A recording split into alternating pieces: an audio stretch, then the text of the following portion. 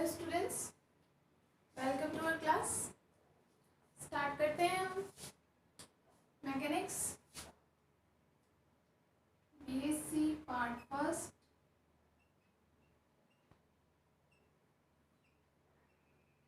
Mechanics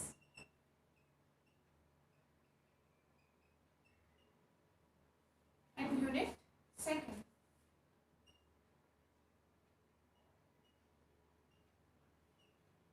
okay, तो कल हम लोग क्या डिस्कस कर रहे थे? लास्ट हम डिस्कस कर रहे थे, दो चीजें हमने देखी थी। एक तो कोणीय संवेग, कोणीय संवेग जिसे हमने किससे प्रदर्शित किया था? वेक्टर जे से। क्लियर है? समझ में आ गया होगा आपको? जैसे कि रेखीय गति के लिए रेखीय संवेग होता है, वैसे ही कोणीय गति मतलब घूर्णन गति जब होगी उसके लिए संवेग क्या कहलाता है? कोणीय संवेग। ठीक है। दूसरी चीज हमने क्या देखी थी? बल आघूर्ण, जिसे हमने प्रदर्शित किससे किया था? टॉ से। ये आपको समझ में आ गया? इसका बहुत ही one of the best example हमने क्या देखा था? दरवाजा। दरवाजे में कुंजी और जो कब्जा लगा होता है, जैसे उन दोनों के बीच में जो दूरी होती है, ठीक है ना। यहाँ हमने देखा था कि चक्की किस तरीके से घूमती है बल लगाने से, ठीक है ना। तो मतलब चक्के पूरा का पूरा पिंड किसी एक, कोई जो हमारा घूर्णन अक्ष होता है, घूर्णन अक्ष के किसी एक बिंदु से किलकित होता है हमारा पूरा पिंड। और तब अगर हम उसके किसी एक बिंदु पर बल लगाते हैं तो क्या होता है? पूरे पिंड इस घूर्णन अक्ष के चारों तरफ चक्कर करती है, ठीक है ना, यहाँ घूर्णन करती है। इसी प्रवृत्ति को हमने क्या कहा था? बलाघूर्ण। इसलिए हमने देखा था कि दरवाजों के हैंडल उसके कब्जों से दूर लगाए जाते हैं, या फिर जैसे जो चक्की घूमती है उसमें जो घुमाने की जो लकड़ी होती है वो क्या होती है? उसके घूर्णन अक्ष से दूर लगी होती है, ठीक है ना। इस प्रकार से ये चीजें छोटी छोटी हैं, लेकिन ये इंपॉर्टेंट है, काम आएंगी आपकी, ठीक है ना। और इन पे क्वेश्चन भी अच्छे आते हैं, अच्छी चीजें ये। तो देखो, हमने लास्ट हम क्या देख रहे थे? इन दोनों में हमने रिलेशन देखा था, कोणीय संवेग और बल आघूर्ण की, इन दोनों में क्या संबंध होता है। तो हमने क्या रिलेशन निकाला था लास्ट में? टॉ बराबर डी जे बटे डी टी। इन दोनों में संबंध कल आप लोगों ने लास्ट लिखा होगा, वीडियो बिल्कुल लास्ट टाइम पे रुक गया था। तो टॉ बराबर डी जे बटे डी टी, मतलब हमने यहाँ से क्या कहा था कि बलाघूर्ण किसके बराबर होता है? संवेग में कोणीय संवेग के परिवर्तन की दर के बराबर होता है। कौन होता है? बलाघूर्ण। ठीक है, हम क्या कह सकते हैं? कोणीय संवेग के परिवर्तन की दर बाह्य बलाघूर्ण के बराबर होती है। क्लियर है? यहाँ से रिलेशन आया था। अगर आप लोगों ने लिखा था या नहीं लिखा था एक बार लिख लीजिए। अर्थात इसलिए मैं लास्ट उसी टॉपिक से स्टार्ट कर रही हूँ, जो हमने प्रूफ तो ये कर ही लिया था पूरा, यहाँ तक तो आप लोगों ने कर ही लिया होगा। टॉ बराबर डीजे बटे डी, अर्थात कोणीय संवेग में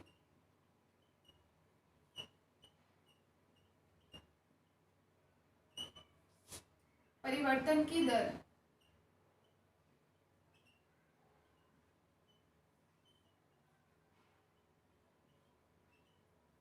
किसके बराबर होती है? बाह्य बलाघूर्ण के बराबर। ये बाह्य बलाघूर्ण होता है क्योंकि पिंड का खुद का तो है नहीं, हम बाहर से लगाते हैं, ठीक है ना। इसलिए केवल बलाघूर्ण या बाह्य बलाघूर्ण भी इसको कहा जा सकता है, बाह्य बलाघूर्ण के बराबर होती है।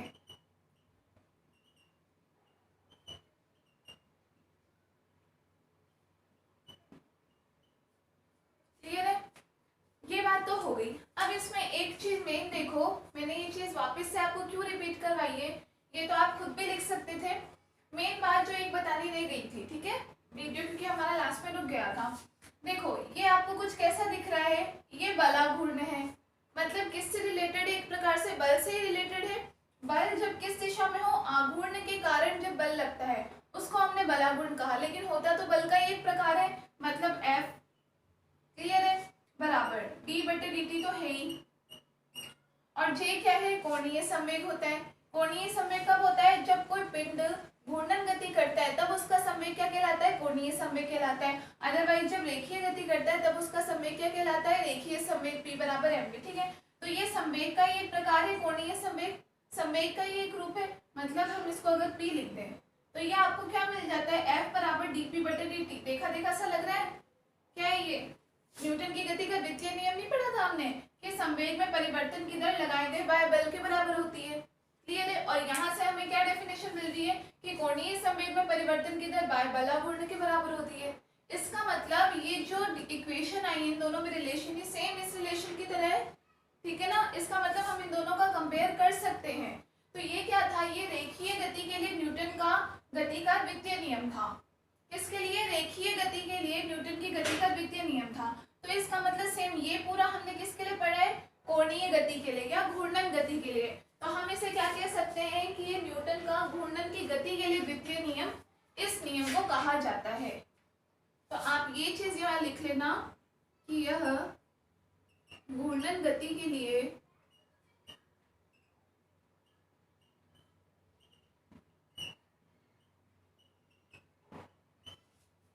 न्यूटन का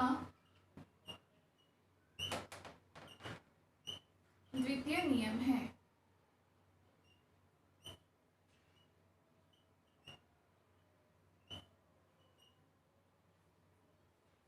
क्लियर है, आपको समझ में आ गया किस तरीके से हमने कंपेयर किया है। देखो, जिन्होंने नहीं देखा एक बार फिर से देख लो। हमने क्या किया, बला घूर्ण है, बल का ही तो एक प्रकार है बला घूर्ण भी। तो इसका मतलब अगर हम इसको F लिखते हैं, डी बटे डी टी परिवर्तन की दर है ही एज इट इज।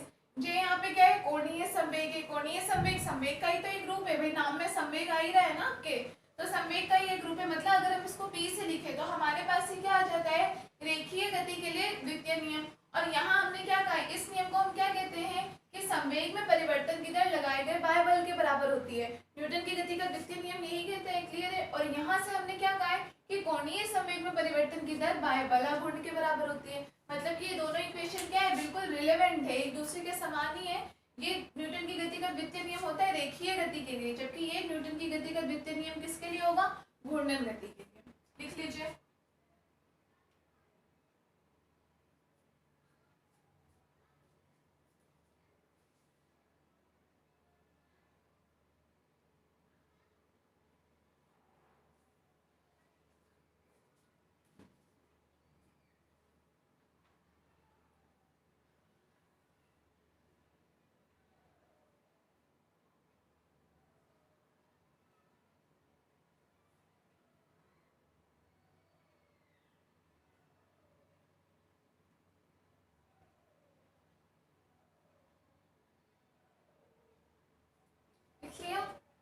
तो ये आपका कोणीय संवेग और बलाघूर्ण इन दोनों में रिलेशन समझ में आ गया आपको अच्छे से। ठीक है, आज हमारा बस इसके एक दो टॉपिक ही रह गए इस चैप्टर के। सेकेंड यूनिट में मैंने बताया था आपके दो चैप्टर्स आ रहे हैं, फोर्थ और फिफ्थ चैप्टर है शायद। कौन से चैप्टर से दोनों, नहीं फिफ्थ और सिक्स चैप्टर है दोनों, है ना।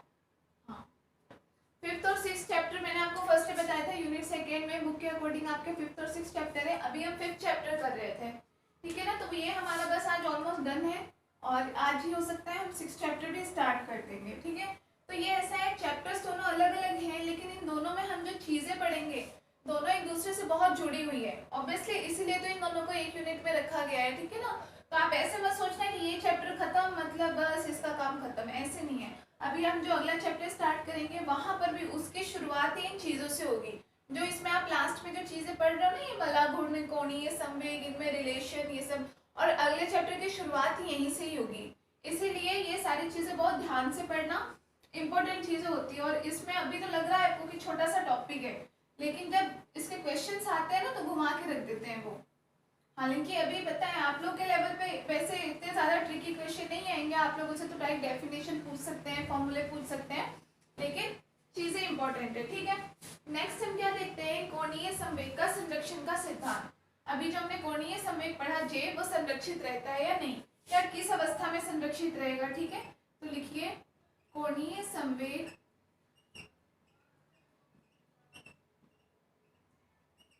संरक्षण सिद्धांत।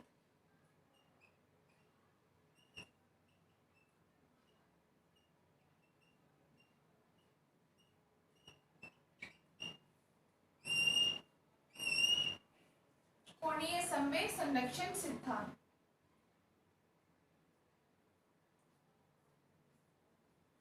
ठीक है। तो कोणीय संवेग किस अवस्था में संरक्षित रहेगा, क्या कंडीशन होगी उसके लिए, ये हमें देखना है। या संरक्षित रहता है या नहीं रहता है, ठीक है ना। तो अभी हमने क्या देखा, हमने इससे पहले जो अभी लास्ट हमने इक्वेशन पढ़ी, हम जानते हैं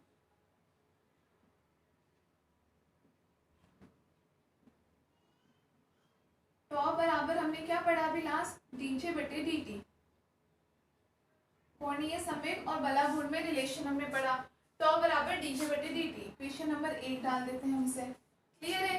अब टॉ यहाँ पे क्या है, बाह्य बलाघूर्ण है जो हम बाहर से लगा रहे हैं। ठीक है, तो अगर जब ये बाह्य बलाघूर्ण अगर हम ना लगाएं, अनुपस्थित हो, ठीक है, यदि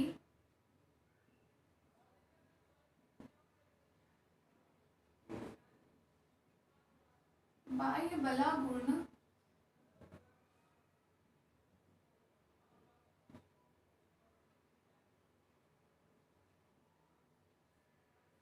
अनुपस्थित हो, ठीक है, अर्थात क्या हो जाएगा हमारा, टॉ इक्वल टू 0, बाह्य बलाघूर्ण 0। इसका मतलब हमें क्या मिल जाएगा यहाँ से, डीजे बटे dt बराबर 0,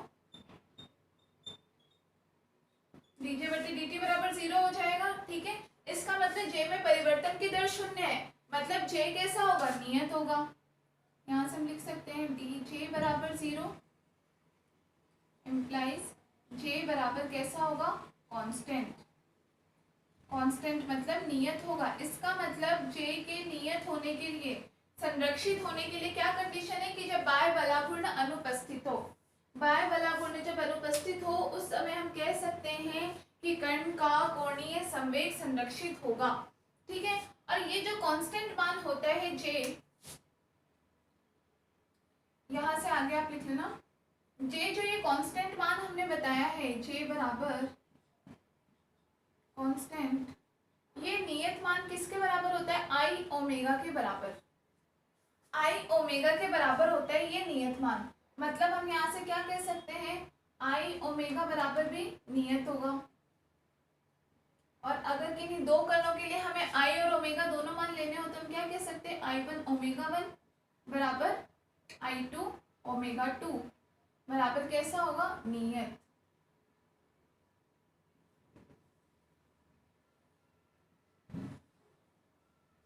क्लियर है। ये हमने दो स्थिति के लिए कहा है कि जैसे वैसे क्वेश्चन होते हैं ना, हमने पहले भी किया कि अगर प्रारंभिक इसका जड़त्व गुण ये है, कोणीय वेग इतना है, बाद में इतना है, तो मान बताने के लिए तो बस जैसी बात है, आई ओमेगा नियत है, मतलब किन्हीं दो स्थिति के लिए ले लोगे या किन्हीं दो कण के लिए लोगे तो भी मान कैसा होगा, नियत होगा।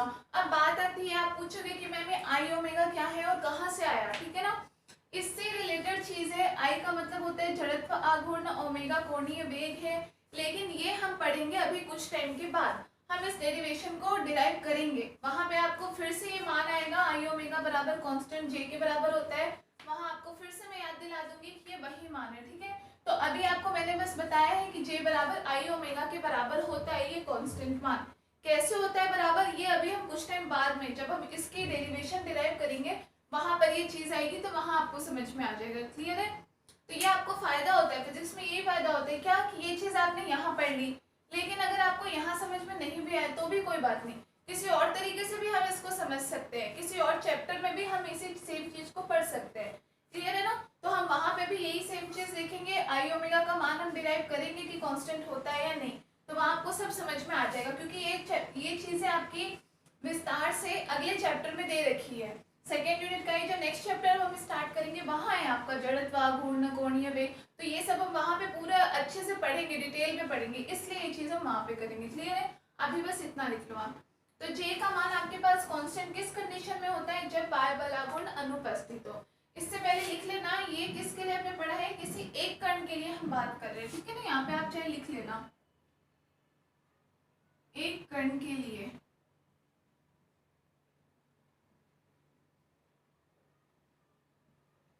फॉर सिंगल पार्टिकल, ये ध्यान से सब ये हेडिंग डाल लेना, कोणीय संवेग संरक्षण। अभी हमने ये सिर्फ एक कण के लिए किया है, क्योंकि अभी हम बहुत से कणों के निकाय के लिए भी पढ़ेंगे, इसलिए तो ये आप लिख लो, सिंगल पार्टिकल के लिए जे बराबर कांस्टेंट।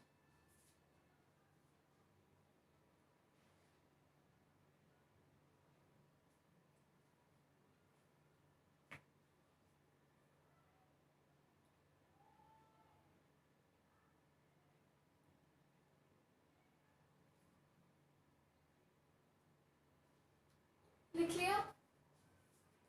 मेन वैल्यू आपके जे बराबर कांस्टेंट यही है, आई आई ओमेगा के बराबर हमने लिखा है कि ये नियत मान जो होता है, कांस्टेंट का मतलब जे का मान कुछ नियत रहेगा, वो नियत मान कितना रहेगा, आई ओमेगा के बराबर रहेगा। वो कहाँ से आया वो भी हम आगे पढ़ेंगे डिटेल में, ठीक है ना। बाकी मान ये है, तो यहाँ हमें संरक्षण से मिला क्या, हम क्या कह सकते हैं, अर्थात इसके बाद लास्ट में लाइन लिख लेना, अर्थात बाह्य बलाघूर्ण की अनुपस्थिति में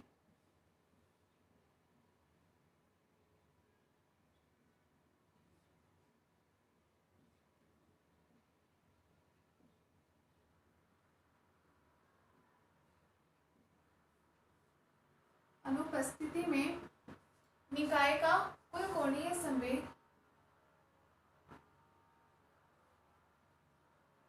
यहाँ तो हम कर्ण के लिए बोल रहे हैं तो हम कर्ण लिख सकते हैं। निकाय के लिए भी सेम बात अप्लाई होगी, इसलिए आप निकाय भी लिख लो, कोई बात नहीं। निकाय के लिए भी सेम ही अप्लाई होगा। तो निकाय का कुल कोणीय संवेग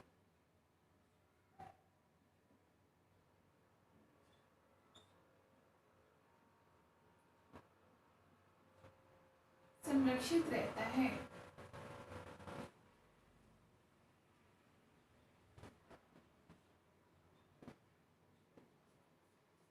क्लियर है, लिख लीजिए।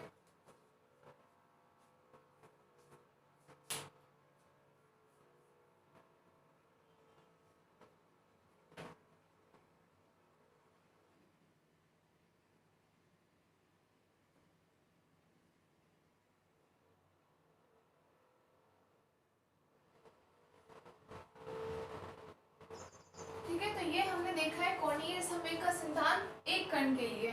यहाँ हमने निकाय के लिए लिखा है क्योंकि आगे जो हम अब बहुत से कणों की निकाय के लिए पढ़ेंगे वहां भी सेम चीज अप्लाई होगी, इसलिए हमने निकाय के रूप में एक बार लिख लिया। आप चाहो तो यहाँ ये भी लिख सकते हो कि कण का कुल कोणीय संवेग संरक्षित रहता है। बात देखिए, क्योंकि निकाय के लिए भी यही चीज अप्लाई होगी, अभी हम देखेंगे वापस कैसे। ठीक है, यहाँ पे देखो, यहाँ जो हमने ये लिखा है I omega one I one omega 1 and I two omega 2 बराबर नहीं है।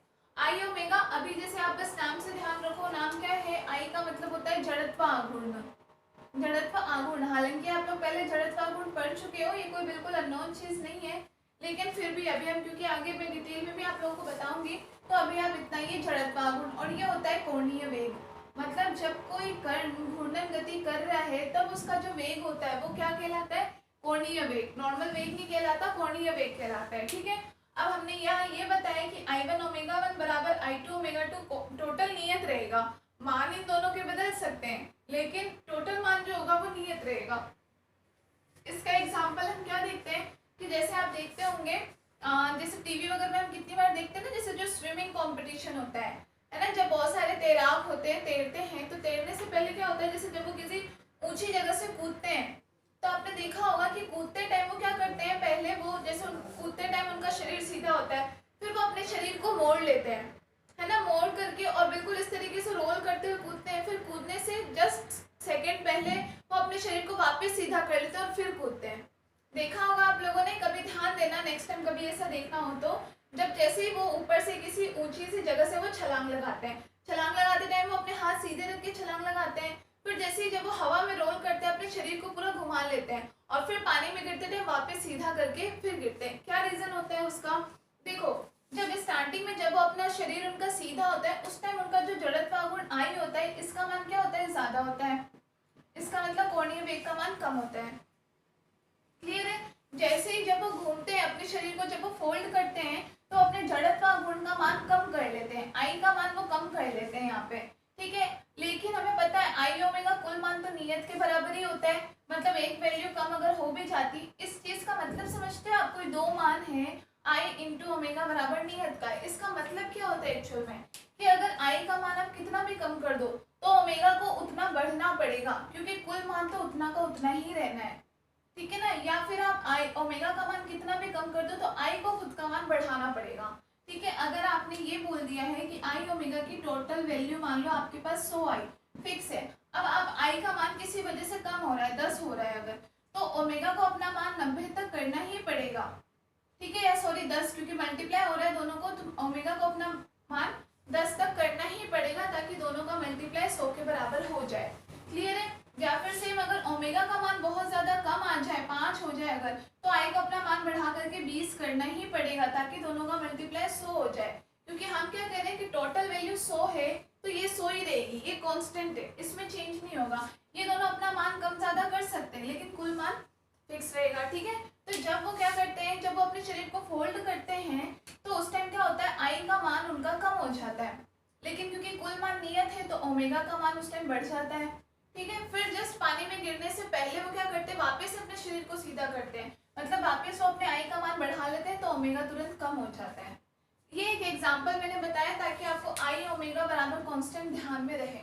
क्लियर है ना, यहाँ पढ़ते हैं उसका रीजन भी यही होता है। हम देखते हैं स्विमर्स जैसे ऐसा करते हैं, उसका रीजन यही होता है। क्लियर है।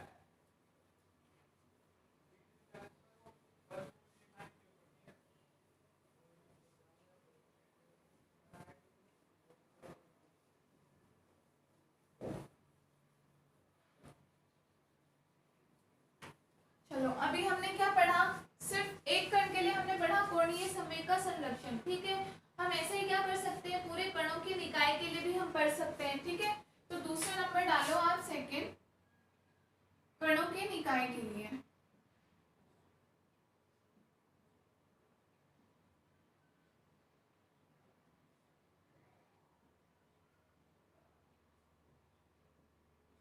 ठीक है, कोणीय संवेग का संरक्षण हम पढ़ रहे हैं, लेकिन किसके लिए, कणों के निकाय के लिए। कि अब हम मान लेते हैं कि पूरा का पूरा निकाय है जिसमें हमने मान लिया कुल हमारे पास आई कण है या कुछ भी, तो फॉर्मूला तो हमारे पास सेम ही होगा, ठीक है। तो क्योंकि हम जानते हैं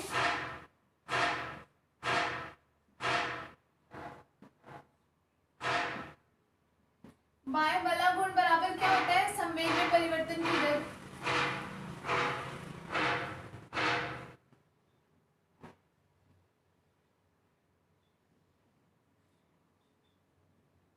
कोणीय संवेग में परिवर्तन की दर।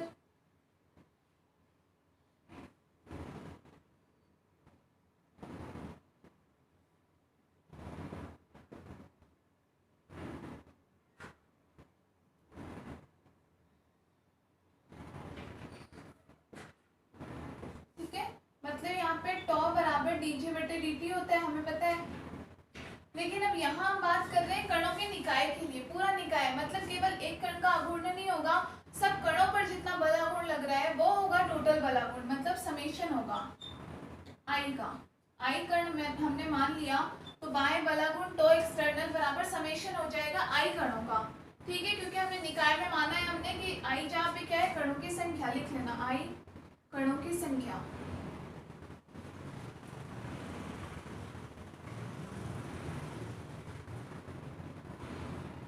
आई कणों की संख्या है तो समेशन ऑफ टॉ बराबर क्या हो जाएगा, डीजे बटे dt के बराबर हो जाएगा, ठीक है। अब हम वही बात, क्योंकि यहाँ बात क्या होगी, पूरे के पूरे निकाय पर जो बलागुण, प्रत्येक कण का जो बलागुण लग रहा है, तो निकाय का बलागुण क्या होगा, प्रत्येक कण पर लगने वाले बलागुण का योग के बराबर होगा।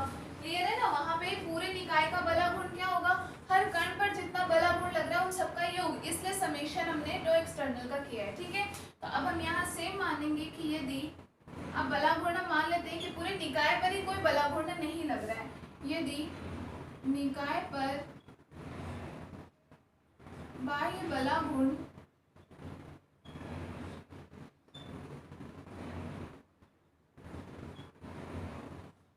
का मान 0 हो, मतलब पूरे निकाय पर ही अगर बाह्य बलागुण नहीं लगेगा तो सिंपल सी बात है, सबका ही बलागुण मतलब 0 के बराबर है, तो हम क्या कह सकते हैं, समेशन आई टो एक्सटर्नल बराबर 0।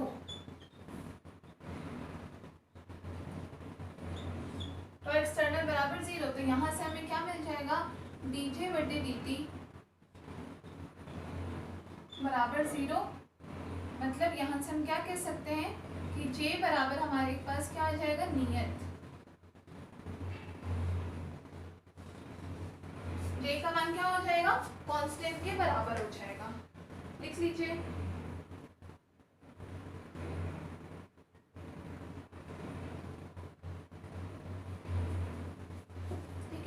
j भी क्या होगा, कोणीय संवेगी, इसका मतलब क्या होगा, हर कण के कुल कोणीय संवेग के बराबर होगा, क्योंकि यहाँ कोणीय संवेग भी क्या है, पूरे निकाय का कोणीय संवेग है। जैसे बलागुण पूरे निकाय का है तो सबके योग के बराबर है, वैसे कोणीय संवेग भी यहाँ यहाँ सबके योग के बराबर होगा, प्रत्येक कण के कोणीय संवेग के योग के बराबर होगा।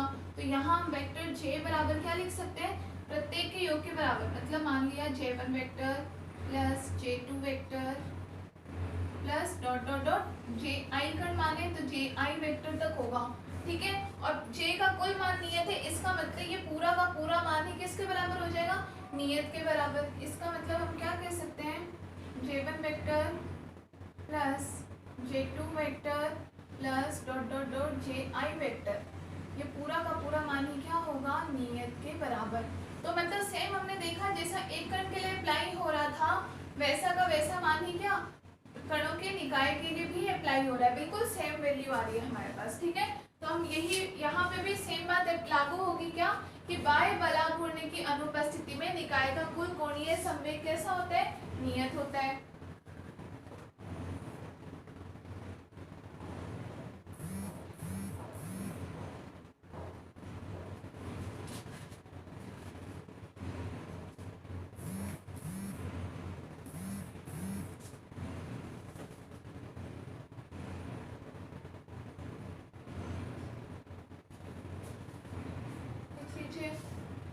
यहाँ पे j के लिए भी सेम बात अप्लाई होगी कि j का कुल मान जो है वो किसके बराबर आ रहा है, कोई नियत मान के बराबर आ रहा है। मतलब j को जैसे ये सब है, अगर हम ये बोले कि j बराबर है समेशन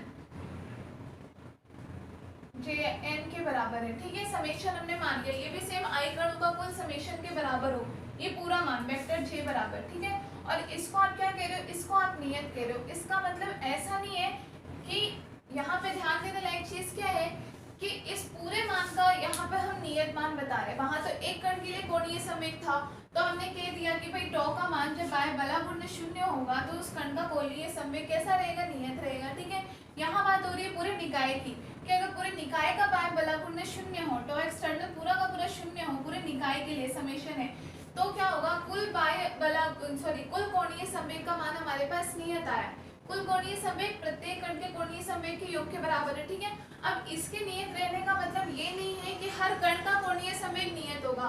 हो सकता है कुछ कण का कोणीय संवेग कम हो जाए, किसी का बढ़ जाए, लेकिन उनका कुल मान नियत होना चाहिए, ये ध्यान रखना है। जैसे अभी j बराबर i ओमेगा में हमने क्या देखा था कि जरूरी नहीं है कि i भी अपनी जगह कांस्टेंट रहे और ओमेगा भी कांस्टेंट रहे, हमने कहा, लेकिन इन दोनों का जो मल्टीप्लाई है वो कांस्टेंट होना चाहिए। वो मान जैसे हमने 100 माना तो ये 100 का 100 होना चाहिए। हो सकता है कभी ये 10 हो, ये भी 10 हो सकता है कभी ये 5 हो तो इसको 20 होना पड़ेगा, अगर ये 5 है तो इसको 20 होना पड़ेगा। क्यों, क्योंकि इनको अपना कुल मान 100 लेकर के आना है, ठीक है ना। वैसे यहाँ भी सेम आते हैं, हो सकता है j1 का मान कम हो जाए किसी कंडीशन में, या तो j2 को या बाकी सबको अपना मान बढ़ाना पड़ेगा। कितना बढ़ाना पड़ेगा कि j का कुल मान जो भी नियत है वो नियत का नियत बना रहे, ठीक है ना। ये मतलब होता है इसका, कांस्टेंट होने का मतलब क्या है वो समझो। क्लियर है, लिख लीजिए।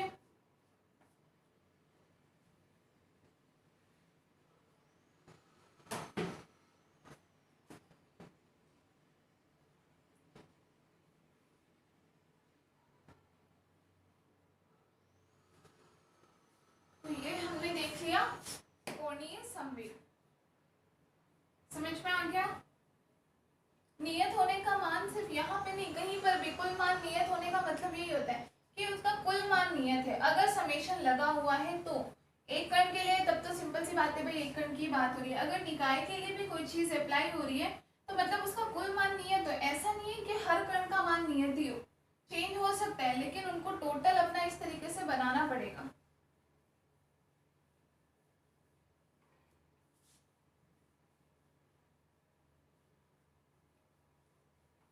ठीक है, तो अब ये जो कोणीय संवेग का संरक्षण नियम हमने देखा, इसका भी हम कोई एग्जाम्पल अच्छा सा ले लेते हैं तो हमें समझ में आ जाता की बात, ठीक है ना, कि कोणीय संवेग संरक्षित रहता है। आप बोलो कि मैम इसका कोई अच्छा सा एग्जाम्पल लेकर के बताओ कि क्या वाकई में संरक्षित रहता है ये, तो संरक्षित रहता है। ये कहाँ रहता है, जैसे जो ग्रह होते हैं, ग्रह या उपग्रह, इनकी जो गतियां होती है उनमें भी कुल कोणीय संवेग हमारा संरक्षित रहता है, ठीक है। तो ये एक तरीके से कोणीय संवेग संरक्षण का उदाहरण हम पढ़ रहे हैं। आप चाहे लिख लेना, कोणीय संवेग संरक्षण का उदाहरण।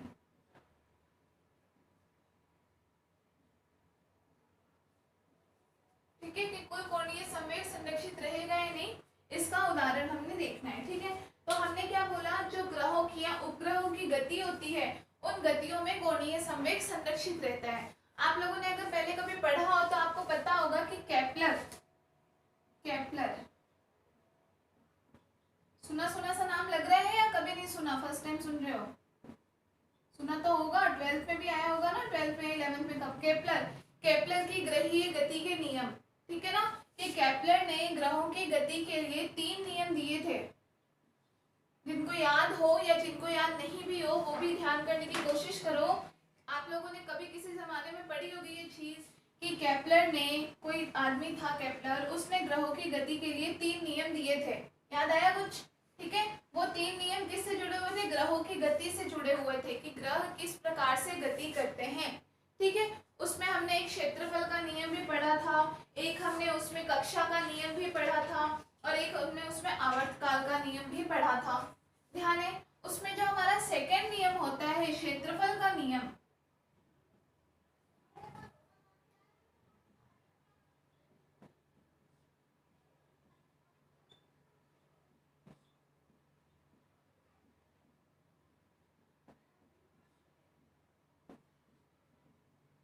क्षेत्रफल का नियम याद आ रही है किसी जमाने की बात? कभी तो सुना सा ऐसा लग रहा होगा, है ना। दूसरा नियम होता था ये क्षेत्रफल का नियम। पहला नियम कौन सा होता था? कक्षा का नियम। दूसरा नियम क्षेत्रफल का नियम, और तीसरा आवर्तकाल का नियम। तो ये जो दूसरा नियम दिया था, इस नियम में अगर आपको याद हो तो यहाँ हमने बात कही थी कि कुल क्या होता है, कोणीय संवेग संरक्षित रहता है यहाँ पर भी। तो ये इसी का एग्जाम्पल है आपका कोणीय संवेग संरक्षण का उदाहरण है कौन सा? ग्रहों अथवा उपग्रहों के क्षेत्रफल का नियम, ठीक है। और साथ के साथ ये आपका क्वेश्चन इंपॉर्टेंट है, क्यों? क्योंकि ये आपका अभी लेटेस्ट राजस्थान यूनिवर्सिटी में 2017 में क्वेश्चन आया हुआ है। 1 नंबर में क्वेश्चन आया था, उसमें यही था कि केपलर की ग्रहों की गति के द्वितीय नियम के बारे में बताओ। द्वितीय नियम का स्टेटमेंट लिखो, क्या कहता है द्वितीय नियम। ये आपका 1 मार्क्स वाले क्वेश्चन में आया हुआ है। तो उसमें डायरेक्टली आपसे केपलर की ग्रहीय गति का द्वितीय नियम ही पूछा है। तो द्वितीय नियम कौन सा है आपका? ये क्षेत्रफल का नियम। चाहे आप ब्रैकेट में लिख लेना कि ये क्या है, केपलर की ग्रहीय गति का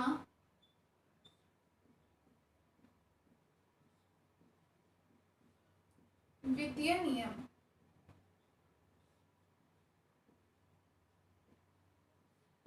केपलर की ग्रहीय गति का द्वितीय नियम होता ही है, जिसे हम क्या बोल सकते हैं? क्षेत्रफल का नियम भी कहते हैं। क्लियर है? तो ये नियम हमें क्या बताता है कि देखो, प्रत्येक ग्रह होता है, आपको अगर नॉर्मली थोड़ी जानकारी हो, ये सारे के सारे ग्रह क्या होते हैं? सूर्य के चारों तरफ चक्कर लगाते हैं। सूर्य के चारों तरफ प्रत्येक ग्रह, जैसे हम जानते हैं ना हमारी पृथ्वी भी चक्कर लगाती है सूर्य के चारों तरफ, ठीक है। लेकिन कैसी कक्षाओं में? दीर्घ वृत्ताकार कक्षाओं में चक्कर लगाते हैं। बिल्कुल राउंड नहीं, सर्कुलर मोशन नहीं करते, दीर्घ वृत्ताकार कक्षाओं में चक्कर लगाते हैं, इलिप्टिकल मोशन करते हैं। इलिप्स बोलते हैं, दीर्घवृत्त को ही बोला जाता है ना, तो इलिप्टिकल मोशन करते हैं, हमें पता है। तो केपलर ने ये कहा कि कोई भी ग्रह, जैसे अब हम सूर्य को मान लेते हैं, आप लोगों को पता होगा कि जैसे ये जो दीर्घवृत्त होता है, इलिप्स होता है, इसमें एक जगह होती है जिसको इसकी नाभि कहा जाता है, ठीक है ना। जहां से हम मतलब एक तरीके से, जैसे मान लो किसी निर्देश तंत्र में जो जैसे मूल बिंदु होता है ना, जैसे ओरिजिन होता है O, यहाँ से हम x अक्ष इतना है, y अक्ष z अक्ष मानते हैं, वैसे ही दीर्घवृत्त के लिए एक नाभि होती है जो बीचों बीच में नहीं होती, थोड़ी साइड में ही स्थित होती है। हम यहाँ से कोई भी वैल्यू मानते हैं। तो केपलर ने ये बताया कि यहाँ से कोई ग्रह अगर इतनी दूरी तय करे तो, या यहाँ से अगर वो ये तय कर रहा है तो समान समय में तय करेगा।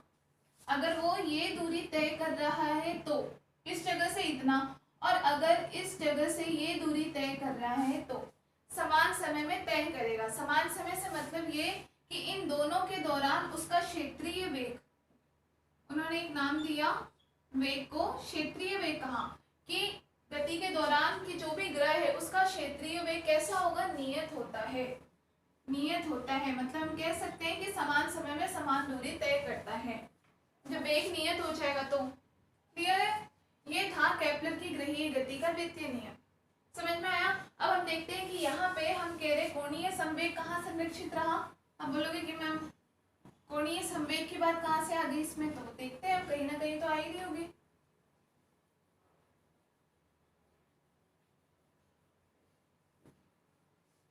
ठीक है,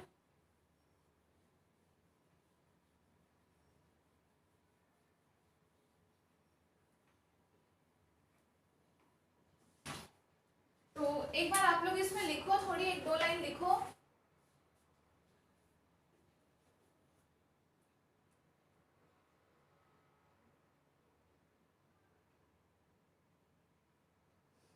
ठीक है, यहाँ पे पहले तो हम साइड में ये इलिप्स बना के देख लेते हैं मोशन कैसा होगा।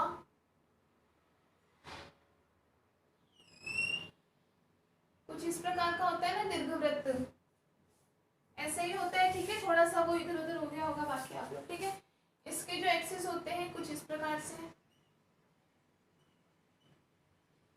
ठीक है, और परपेंडिकुलर अक्ष भी होता है ऐसा, लंबवत अक्ष।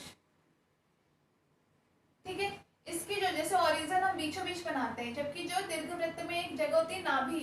ठीक है ना, मैथ्स में आप लोगों ने पढ़ा होगा, वो नाभि बीच में स्थित ना होकर के यहाँ पे स्थित होती है, थोड़ा मतलब साइड में स्थित होती है। ठीक है, हम क्या मानते हैं कि सूर्य जिसके चारों तरफ कोई भी ग्रह गति करेगा, इस जगह पे ये जो आउटलाइन है यहाँ कोई ग्रह गति कर रहा होगा, और सूर्य को हमने मान लिया कि उस दीर्घवृत्त की नाभि पे स्थित है, मतलब ये क्या है, सन है, हमारा सूर्य है ये। ठीक है, मान लिया किसी ओ बिंदु पर स्थित है ये हमारा सूर्य।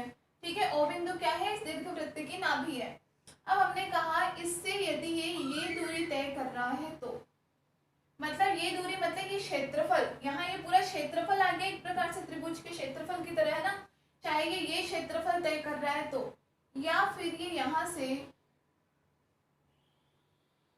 कोई ये क्षेत्रफल तय कर रहा है, तो दोनों के दौरान उसका क्षेत्रीय वेग कैसा होगा, नियत होगा। हम ये मान लेते हैं कि ये दोनों क्षेत्रफल हमारे कुछ ये हैं।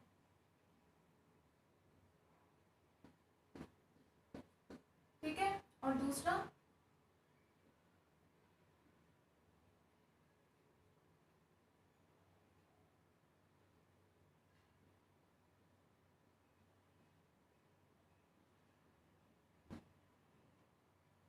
ये हमने मान लिया, तो ये दोनों समान समय में तय करेगा।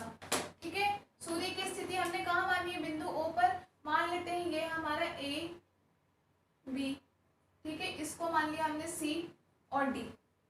क्लियर है, उसके बाद में दीर्घवृत्त के लिए ये रेडियस क्या होती है, A और ये B। ठीक है, और ये है, इसको हम मान लेते हैं कि ये दूरी हमारी कितनी है, कोई R त्रिज्या, अगर हम मान लें इसको R।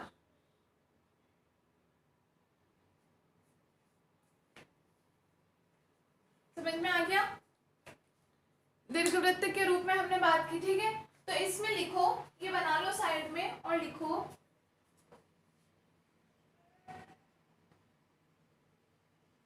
प्रत्येक ग्रह सूर्य के चारों ओर दीर्घवृत्ताकार कक्षाओं में गति करता है। सूर्य के चारों ओर दीर्घवृत्ताकार कक्षाओं में गति करता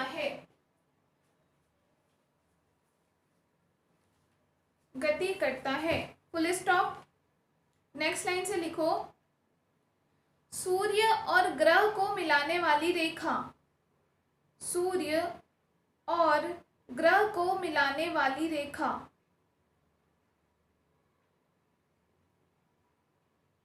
समान समय में समान क्षेत्रफल पार करती है, समान समय में समान क्षेत्रफल पार करती है।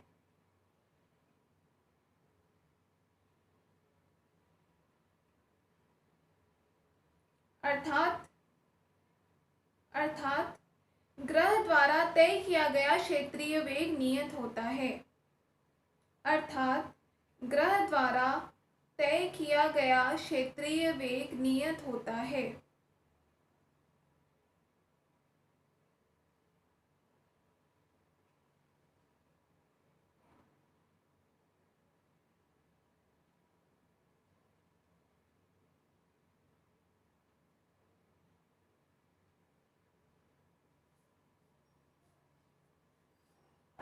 ग्रह द्वारा तय किया गया क्षेत्रीय वेग नियत होता है।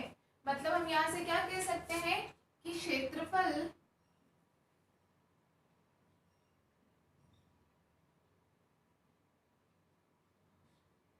OAB बराबर होगा क्षेत्रफल OCD के। ये कहता है केपलर की ग्रहीय गति का द्वितीय नियम कि ये OAB क्षेत्रफल, अब देखने में तो हमें ऑब्वियसली सी बात हमें लग रहा है कि नहीं ये क्षेत्रफल कम है, ये तो ज्यादा है, लेकिन ये केपलर ने कहा कि नहीं वो लगता है लेकिन होता बराबर है। ठीक है, तो OAB का क्षेत्रफल बराबर होगा OCD का क्षेत्रफल। ठीक, तो अगर आपका एक क्वेश्चन आता है एग्जाम में कि केपलर की ग्रहीय गति के द्वितीय नियम का क्या स्टेटमेंट है, स्टेटमेंट लिखने के लिए उसका कथन क्या है, तो अभी आपको बताया गया वो आप लिख लोगे। ठीक है, समझ में आ गया। केपलर की गति का द्वितीय नियम है। पहला नियम यही था जो अभी हमने बात की ना कि प्रत्येक ग्रह सूर्य के चारों ओर दीर्घवृत्ताकार कक्षा में चक्कर लगाता है और जहां सूर्य उस दीर्घवृत्त की नाभि पर स्थित होता है। यही क्या होता है केपलर की गति का पहला नियम ये था। जिनको ध्यान नहीं हो उनको मैं बता दूं, ये क्या है, सूर्य नाभि होती है इसकी, ये दीर्घवृत्त की नाभि होती है जहाँ पे हम सूर्य को मानते हैं। सूर्य की स्थिति ये होती है और सारे ग्रह ये दीर्घवृत्ताकार कक्षाओं में चक्कर लगाते हैं। ये पहला नियम था। और दूसरा नियम था ये कि समान समय में समान क्षेत्रफल पार करेगा, मतलब कि कुल जो क्षेत्र ये वेग होगा वो क्या होगा, समान होगा। क्लियर है, समझ में आ गया इतना। तो अब अगर हम यहाँ से ये देखते हैं, हम मतलब इसका मतलब क्या कह सकते हैं कि अगर कोई ग्रह, इसका मतलब अगर सूर्य के पास है तो उसका क्षेत्रीय वेग कैसा हो जाएगा, थोड़ा धीमा हो जाएगा। और अगर कोई सूर्य से दूर है तो उसका क्षेत्रीय वेग कैसा हो जाएगा, तेज हो जाएगा। ठीक है ना, भाई पास है तो धीमा होगा और दूर है तो तेज हो जाएगा। तभी तो समान समय में, लेकिन दूरी दोनों समान तय कर लेंगे। ठीक है, मतलब कुल वेग उनका नियत रहेगा, एक अगर कम है तो दूसरा ज्यादा हो जाएगा, लेकिन कुल क्षेत्रीय वेग उनका नियत होगा। क्लियर है, तो यहाँ अगर हम क्षेत्रफल की बात करते हैं, जैसे दोनों में से किसी भी एक का अगर हम क्षेत्रफल ले लेते हैं, अर्थात डेल्टा ए बराबर, दोनों क्षेत्रफल में परिवर्तन होगा ऑब्वियसली सी बात है। तो डेल्टा ए बराबर क्या हो जाएगा, यहाँ देखो दोनों त्रिभुज बन रहे हैं तो त्रिभुज का क्षेत्रफल 1/2 इंटू में ये दूरी हमें कितनी दिखाई दे रही है, r। क्लियर है, और दूसरी दूरी हमें क्या ये वाली तय करनी है। ठीक है, तो ये दूरी किसके बराबर हो जाएगी, हम जानते हैं चाल बराबर, देखो क्या होता है, दूरी बटे समय, दूरी बटे समय होता है। चाल बराबर दूरी बटे समय, मतलब कैसे देख लो, v बराबर दूरी हम मान लो कोई s लिखते हैं, s बटे t के बराबर होता है, समय के बराबर। हमें यहाँ ये दूरी तय करनी है। ठीक है, अब ये s बराबर मतलब क्या हो जाएगा, v इंटू टी के बराबर। v इंटू टी मतलब v इतने वेग है, इसका क्षेत्रीय वेग हो जाएगा v, और t का मान क्या हो जाएगा कि इतने समय अंतराल में। अब यहाँ क्योंकि समय अंतराल आएगा इसलिए मान क्या हो जाएगा, डेल्टा t। समय अंतराल की बात करें हम, यहाँ से यहाँ तक कितने समय में पार करेगा। ठीक है, तो ये दूरी का समझ में आ गया। जिनको ध्यान नहीं रहे वो लिख लेना। तो यहाँ हम इसका मान क्या लिख सकते हैं, v into delta T, v into delta T. समझ में आ गया कैसे, क्रॉस। एक बार फिर से मैं बता दूं किस तरीके से। देखो हमें क्या करना था, त्रिभुज का क्षेत्रफल लेना था। मान लो हमने इसमें से कोई सा भी त्रिभुज OAB त्रिभुज ले लिया, यहाँ लिख लेना है किसके लिए, OAB त्रिभुज के लिए है। ठीक है, हमने मान लो ये देखो, इसका हम अलग से लेके बताते हैं। ये कुछ त्रिभुज है O, A और B। क्लियर है, ये दूरी तो हमें R दे रखी है। हमें क्या पता करनी, त्रिभुज का क्षेत्रफल क्या होता है, हाफ इंटू आधार इंटू लंबाई तो होता है। तो एक तरह से ये हमारा आधार हो गया। अब लंबाई कितनी है हमें ये मान पता करना है, मतलब हमें ये दूरी पता करनी है। तो दूरी बराबर क्या होती है, चाल इंटू समय।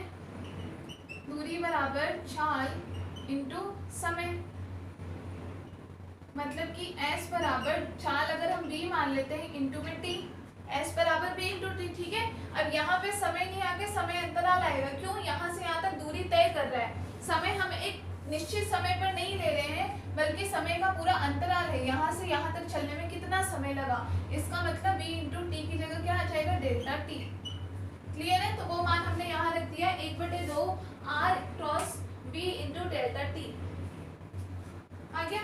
तो यहाँ से हम इसको ये लिख सकते हैं डेल्टा ए बराबर 1/2 R cross V into delta T. ठीक है, यहाँ हम इसको ये लिख दें डेल्टा ए बटे डेल्टा टी बराबर क्या आ जाएगा 1/2 आर क्रॉस वी।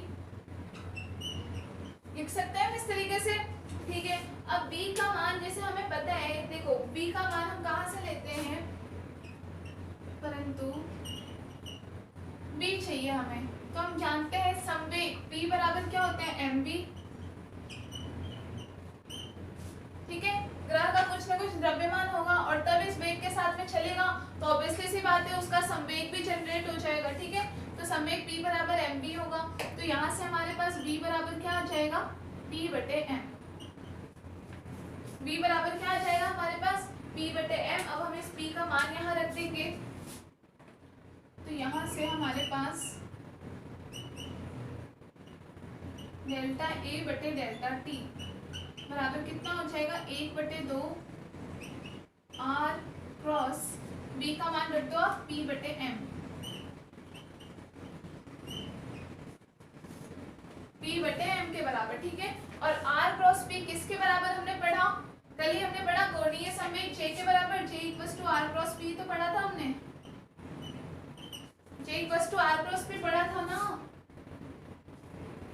तो यहाँ से r क्रॉस p बराबर क्या हो जाएगा j, मतलब हम इसको क्या लिख सकते हैं वेक्टर j/2m डेल्टा a बटे डेल्टा t। इतना लिख लो पहले।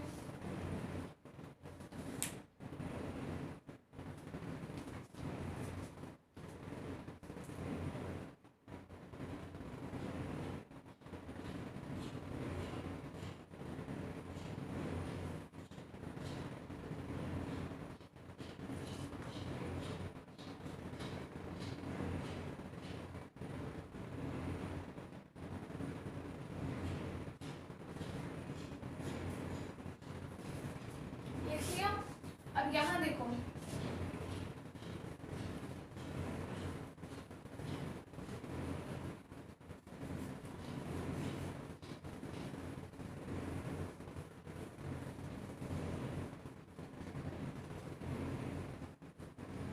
तो यहाँ हमारे पास फाइनल मान क्या आया है डेल्टा a बटे डेल्टा t बराबर j/2m। ये मान आया है हमारे पास, जहाँ j बराबर किसका मान रखा है हमने r क्रॉस p का।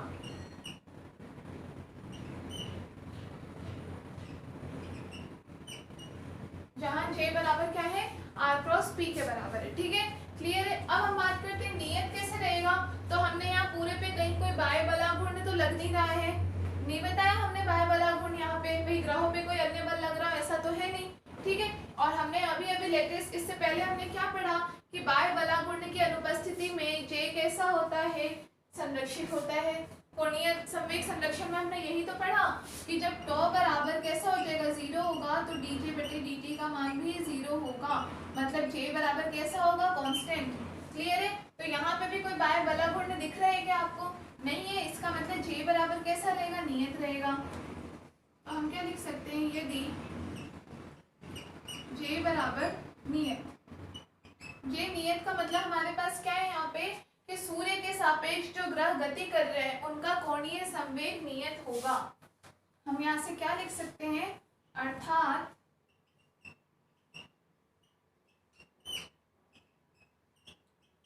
सूर्य के सापेक्ष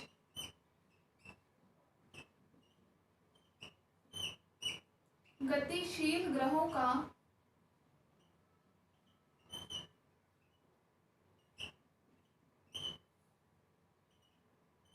कोणीय संवेग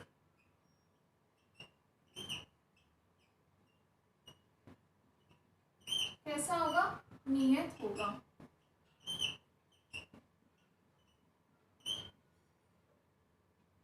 समझ रहे हो, यहाँ हमने j नियत किसके लिए, इसका मतलब इन ग्रहों के लिए है। भाई ऑब्वियसली सी बात है, यहाँ हमने संवेग किसके लिए निकाला था, ग्रहों के लिए तो निकाला था कि भाई ग्रहों का कुछ द्रव्यमान होगा और किसी वेग के साथ में गति करेंगे, इसका मतलब उनके पास संवेग भी होगा, और संवेग के मान से ही हमारे पास क्या आया, जे का मान आया है, कोणीय संवेग, ठीक है ना। अब यहाँ क्योंकि कोई बाय वाला घूर्ण तो लग नहीं रहा, मतलब जे कैसा होगा, नियत होगा, और जे यहाँ पे जे नियत होने का मतलब क्या बताया हमने कि इसका मतलब सूर्य के सापेक्ष जो गतिशील ग्रह हैं उनका कोणीय संवेग कैसा होगा, नियत होगा। क्लियर है। तो यहाँ से जे नियत होने का मतलब हमें क्या मिल जाता है,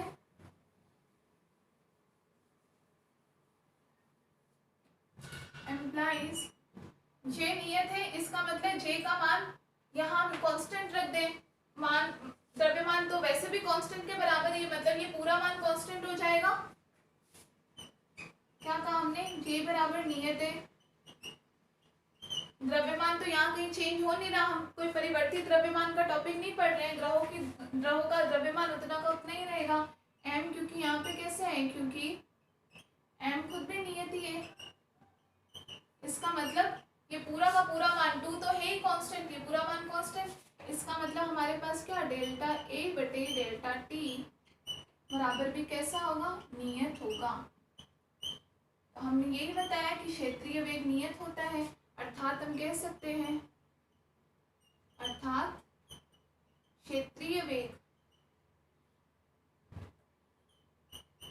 कैसा होगा, नियत होगा।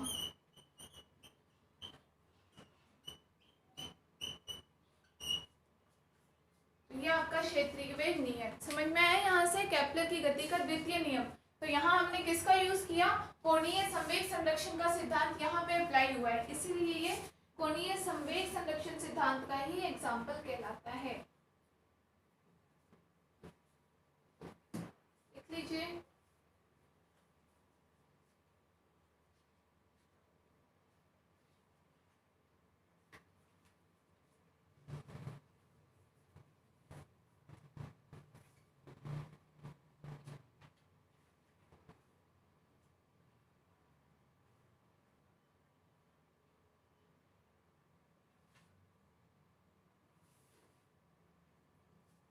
लिख लिया।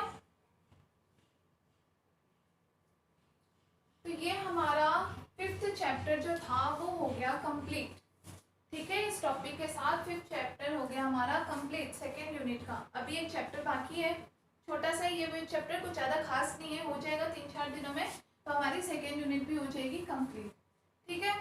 तो यहाँ पे इस यूनिट में आपने देखा हमने क्या क्या पढ़ा, शुरू से 2-3 हमने बहुत अच्छे बड़े बड़े टॉपिक पढ़े, आप लोगों को खुद को समझ में आ गया होगा कि इसका मतलब इस चैप्टर के बड़े और इम्पोर्टेंट टॉपिक्स कौन से हैं।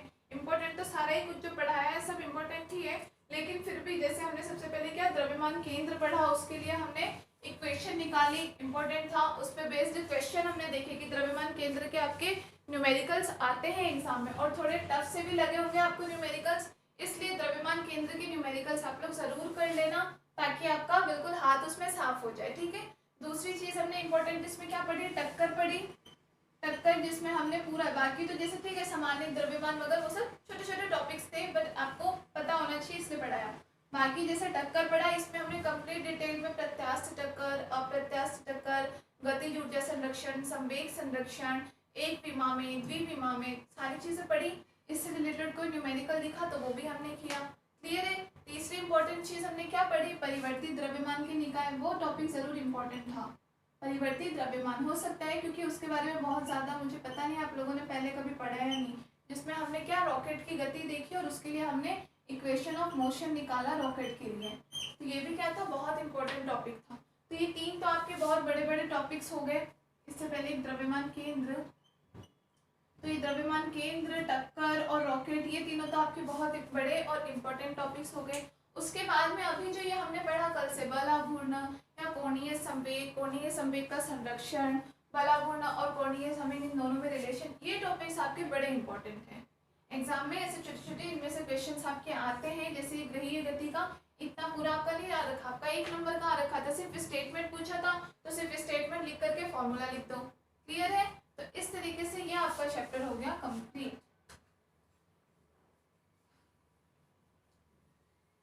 विद न्यूमेरिकल्स, हम न्यूमेरिकल्स भी साथ के साथ कर चुके हैं सबके, और न्यूमेरिकल्स करवाने के साथ आपको ये भी बता दिया मैंने कि कौन सा क्वेश्चन किस ईयर में आया हुआ है, ताकि आपको थोड़ा सा आइडिया हो जाए, ठीक है।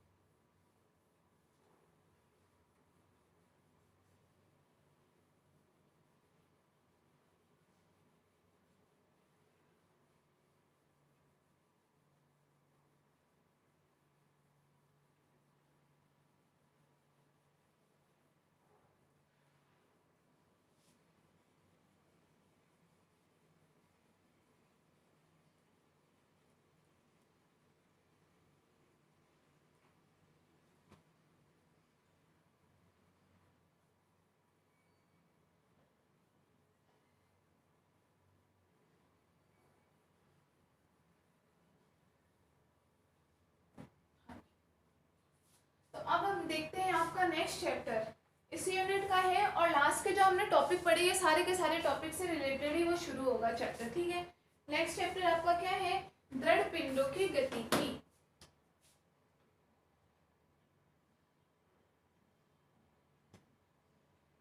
दृढ़ पिंडों की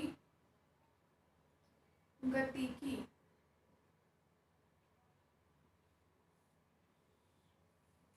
रिजिड बॉडी डायनेमिक्स, ठीक है, या डायनेमिक्स ऑफ रिजिड बॉडीज।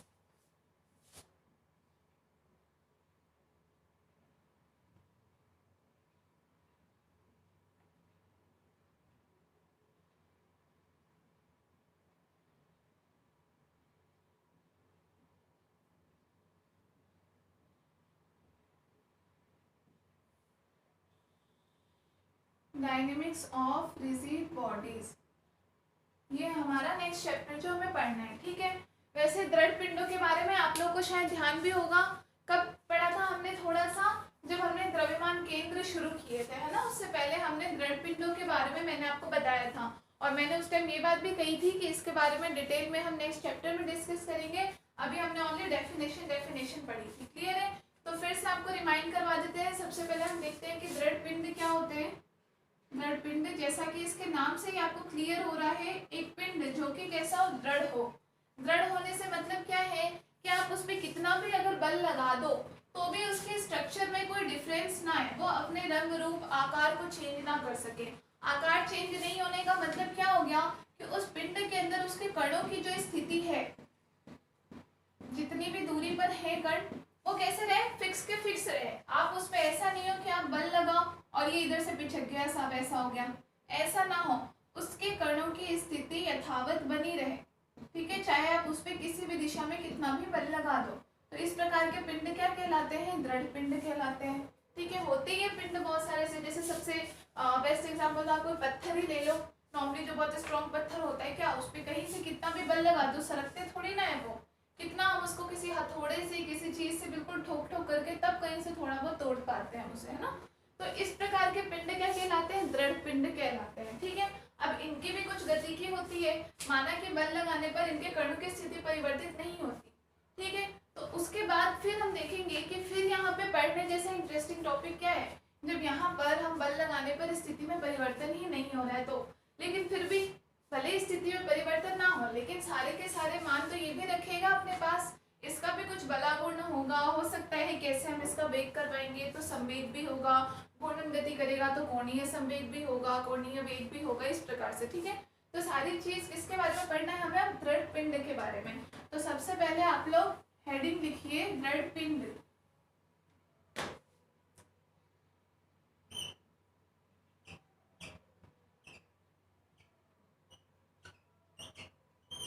दृढ़ पिंड, रिजिड बॉडी,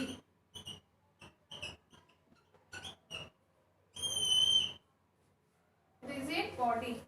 लिखिए इसके डेफिनेशन, वह पिंड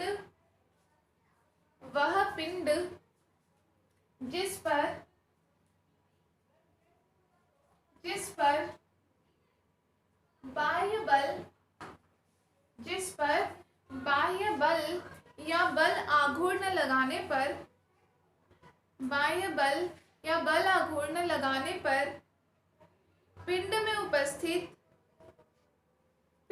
उपस्थित कणों की दूरी, कणों के बीच की दूरी, पिंड में उपस्थित कणों के बीच की दूरी अपरिवर्तित रहे तो इस प्रकार का पिंड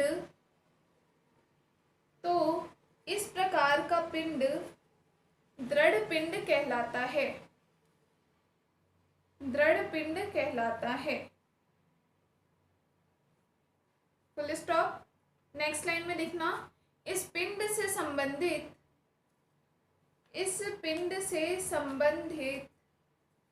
गति का अध्ययन, इस पिंड से संबंधित गति का अध्ययन ही दृढ़ पिंड गतिकी कहलाता है, दृढ़ पिंड गतिकी कहलाता है।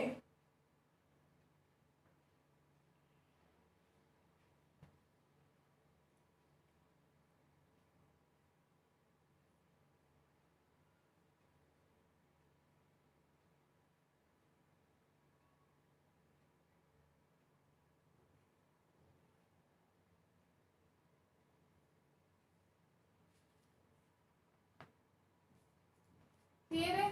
तो दृढ़ पिंड क्या होता है, इसकी डेफिनेशन समझ में आ गई आप लोगों को? तो इसकी गतिकी के बारे में, इस पिंड की गति का अध्ययन करना ही क्या कहलाता है, हमारा दृढ़ पिंडों की गतिकी कहलाता है। क्लियर है? तो अब सबसे पहले हम क्या करते हैं, इस चैप्टर में 2-3 छोटी छोटी चीजें जो हैं, कुछ डेफिनेशन है, उनके बारे में सबसे पहले आप लिखो।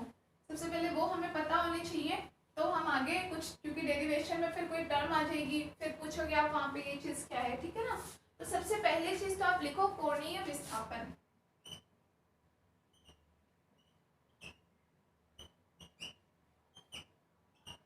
कोणीय विस्थापन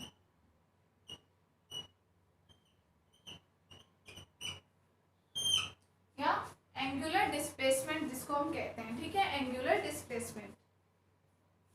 अब सबसे पहले कोणीय विस्थापन क्या है, तो आपको नाम से भी क्लियर हो रहा होगा। जैसे विस्थापन हम नॉर्मली कहते हैं कि कोई x दिशा में कोई कण गतिशील है और इसमें हम विस्थापन मान लेते हैं dx, कि dx विस्थापित हो गया ये कण, ठीक है। तो ये किसकी दिशा में होता है, ये क्योंकि रेखीय गति कर रहा है, रेखीय गति कर रहा है, तो विस्थापन भी इस प्रकार का रेखीय विस्थापन कहलाता है, ठीक है ना।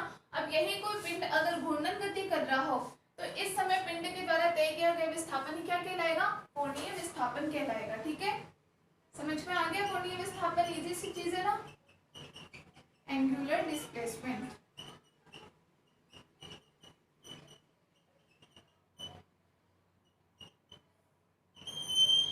जैसे रेखीय विस्थापन होता है उसी प्रकार से घूर्णन गति में या फिर कोई कण कैसा वृत्ताकार गति में गतिशील हो, तब जो उसके द्वारा तय किया गया विस्थापन होगा या कोण के रूप में जो विस्थापन तय करेगा, वही क्या कहलाएगा, हमारा कोणीय विस्थापन कहलाता है, ठीक है।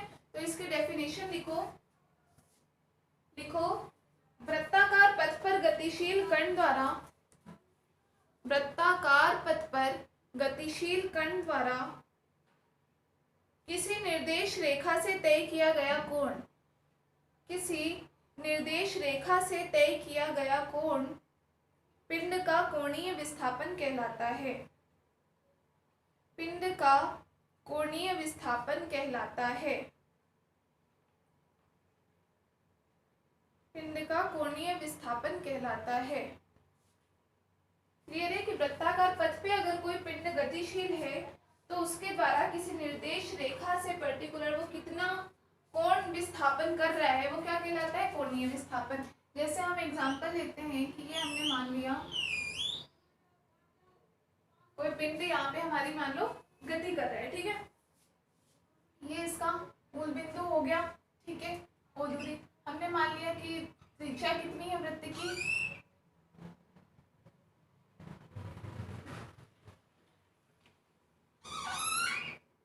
सीधी ले लेना,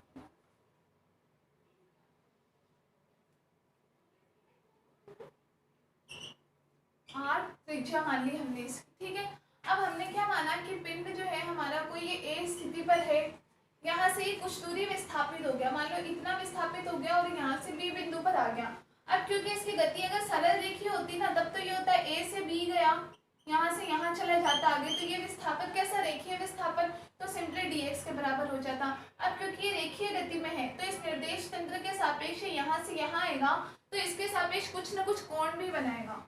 ये ऑब्वियसली सी बात है, अगर आप मूल बिंदु या मूल जो निर्देश बिंदु है इसके सापेक्ष आप देखोगे तो ए से बी इस तरीके से रोटेट करता हुआ ये आएगा, तो इस मूल बिंदु के साथ हर स्थिति पर कुछ ना कुछ क्या कोण भी बनाता हुआ जाएगा, ठीक है। तो यहाँ हमने विस्थापन मान लिया ए से बी विस्थापन होता है, तो ऐसे में इसने कोण कितना तय कर दिया, डेल्टा थीटा के बराबर, थीटा में कुछ चेंज आया, डेल्टा थीटा के बराबर, ठीक है। ये दूरी भी कितनी हो जाएगी, आर, त्रिज्या ही है भी आर, ठीक है।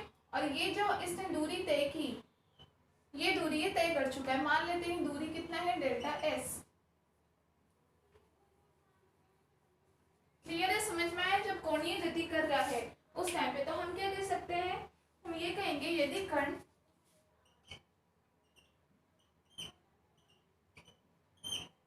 ए से बी दूरी तय करता है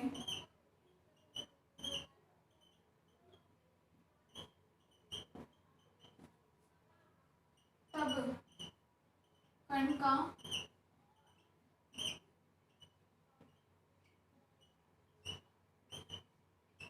कोणीय विस्थापन।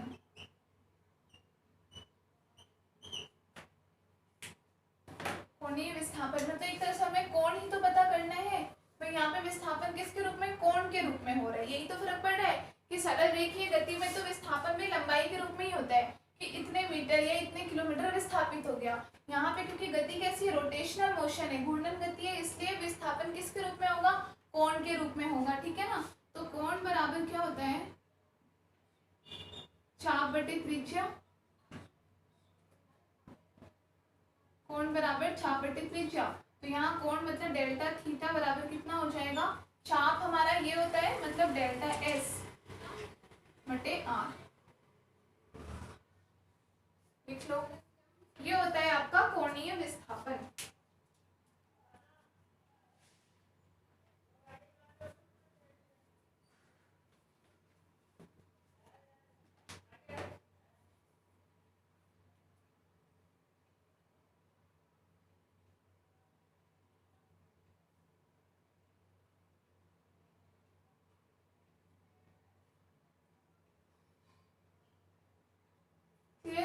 अब यहाँ पे हम ये देख सकते हैं कि देखो, अब अगर मान लिया ये कण, यहाँ तो हमने केवल विस्थापन बताया ए से बी, अगर हम बोले कि ये कण पूरा एक चक्कर लगाता है मतलब पूरा घूम के वापस अपनी स्थिति ए पर आ जाता है। ठीक है, यहाँ ए से शुरू हुआ और इसने पूरा का पूरा चक्कर लगा लिया, यहाँ तक वापस आ गया। ठीक है, तो हम क्या कह सकते हैं, यदि कण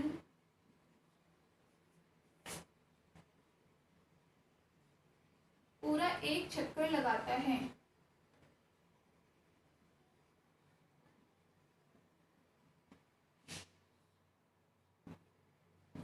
ठीक है, तो डेल्टा एस इसकी चाप तब क्या हो जाएगी, पूरा का पूरा ये मान मतलब 2 पाई आर के बराबर हो जाएगा, तब चाप 2 पाई आर। तो यहाँ से डेल्टा थीटा बराबर क्या आ जाएगा, 2 पाई आर बटे में आर, मतलब डेल्टा थीटा बराबर हो जाएगा 2 पाई के बराबर। डेल्टा थीटा इस कंडीशन में क्या हो जाएगा, 2 पाई के बराबर। इतना विस्थापन तय किया गया है, एक चक्कर लगाता है इस कंडीशन में। ठीक है, दूसरा हम क्या देखते हैं, अगर यही n चक्कर लगा रहा हो कण, एक चक्कर की बजाय बार बार चक्कर लगाए जाए बिल्कुल सेम ही रोटेशन के साथ में। देखो, यदि कण n चक्कर लगाता हो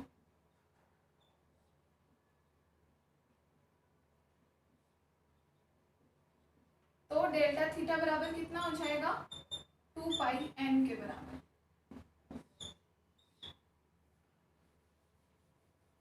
n चक्कर लगाएगा तो डेल्टा थीटा बराबर कितना हो जाएगा, 2 पाई n। लिख लो,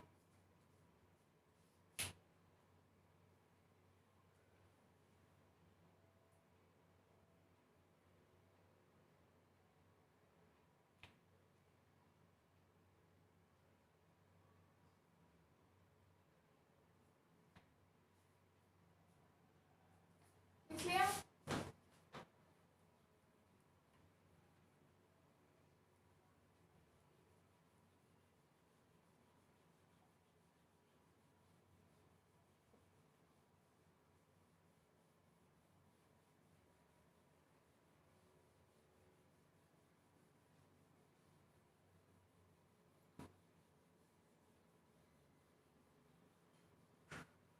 अब हम नेक्स्ट एक और चीज पढ़ते हैं, कोणीय वेग। हेडिंग डालिए, कोणीय वेग, एंगुलर वेलोसिटी।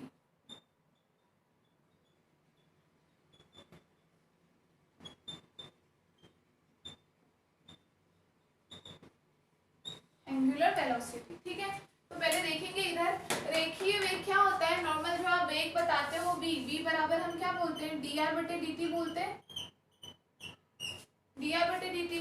r क्या होता है, किसी भी जो भी पिंड की बात कर रहे हैं, जिसके वेग की बात कर रहे हैं, उसका स्थिति सदिश होता है। क्लियर है, स्थिति सदिश हम क्या बोल सकते हैं, उसकी स्थिति में कितना परिवर्तन हो रहा है समय के सापेक्ष, उसकी समय के सापेक्ष पिंड की स्थिति में परिवर्तन ही तो उसका वेग कहलाता है। क्लियर है ना, तो ये किसके लिए होता है, लेकिन रेखीय गति के लिए। तो वेग भी क्या होता है, रेखीय वेग होता है। ठीक है, तो पिंड की स्थिति में परिवर्तन भी एक प्रकार होता है, मतलब रेखीय विस्थापन होता है। अब यहाँ हम बात कर रहे हैं कोणीय वेग, तो ऑब्वियसली सी बात है कोणीय वेग में विस्थापन कैसा होगा, कोणीय विस्थापन के बराबर होगा, ठीक है ना। तो सेम डेफिनेशन क्या हो जाएगी कि किसी भी कण के कोणीय वेग में परिवर्तन कोणीय विस्थापन कितना हो रहा है समय के सापेक्ष, वही क्या कहलाएगा, उसका कोणीय वेग कहलाएगा। समझ में आया। जैसे नॉर्मल वेग v बराबर क्या होता है, dr बटे dt होता है, समय के सापेक्ष पिंड की स्थिति में परिवर्तन या समय के सापेक्ष पिंड के द्वारा तय किया गया विस्थापन, ठीक है। वैसे कोणीय वेग क्या हो जाए, कोणीय वेग को हम प्रदर्शित करेंगे ओमेगा से, तो ओमेगा बराबर क्या हो जाएगा कि किसी भी पिंड के द्वारा तय किया गया कोणीय विस्थापन समय के सापेक्ष कितना है, वही क्या कहलाएगा, हमारा कोणीय वेग। तो लिखेंगे इसकी डेफिनेशन, लिखो किसी कण द्वारा प्रति एकांक समय में, किसी कण द्वारा प्रति एकांक समय में तय किया गया कोणीय विस्थापन,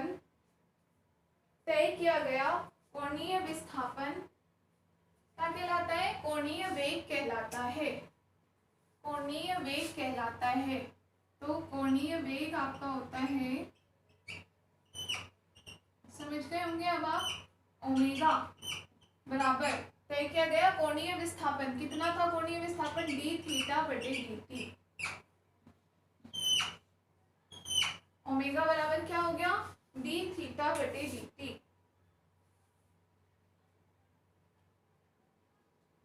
समझ में आ गया कि कण द्वारा प्रति एकांक समय में कितना कोणीय विस्थापन हो रहा है, वो कहलाएगा कोणीय वेग। और जबकि हमारा रेखीय वेग v बराबर क्या था, dr बटे dt था, मतलब कि प्रति एकांक समय में तय किया गया रेखीय विस्थापन था, तो रेखीय वेग आया था, प्रति एकांक समय में तय किया गया कोणीय विस्थापन कोणीय वेग के बराबर आएगा, ठीक है। v का आपका मात्रक क्या होता है, मीटर पर सेकेंड, तो यहाँ कोण है, कोण का इसका मात्रक क्या हो जाएगा, रेडियन पर सेकेंड, लिख लो मात्रक इसका रेडियन पर सेकेंड। क्लियर है। जैसे देखिए दूरी के लिए क्या आया था, मीटर, यहाँ पे कोणीय विस्थापन के लिए क्या आ जाएगा, रेडियन, और पर सेकेंड तो है ही है।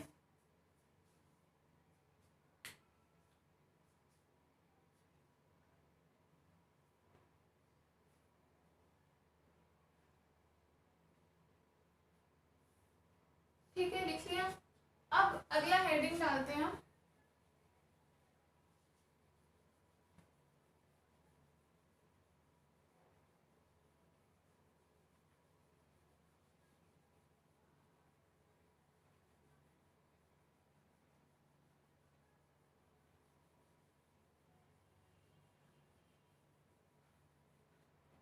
लिखो जड़त्व आघूर्ण।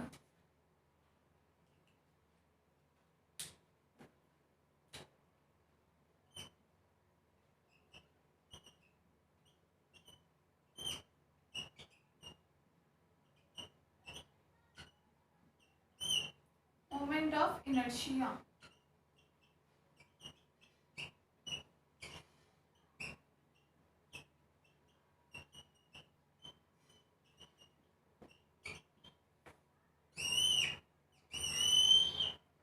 मोस्ट इम्पोर्टेंट इस चैप्टर के लिए, तो मोस्ट इम्पोर्टेंट इस चैप्टर में हमने पढ़ना ही बस यही है, जड़त्वाघूर्ण।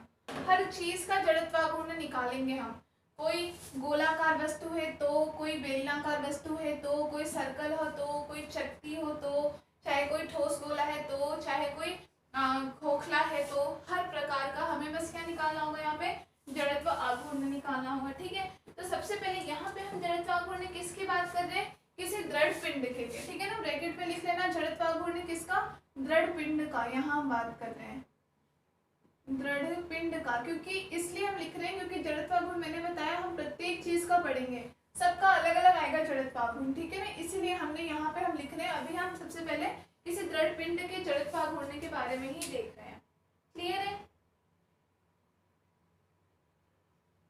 ठीक है। तो जड़त्वाघूर्ण का मतलब देखो आप समझ सकते हो, डेफिनेशन सारी सिंपल सिंपल है, जो नाम से क्लियर होती है। जड़त्व हम पहले भी पढ़ चुके हैं। जड़त्व का मतलब हमने क्या पढ़ा था कि जब कोई भी पिंड अपनी स्थिति में परिवर्तन का विरोध करता है,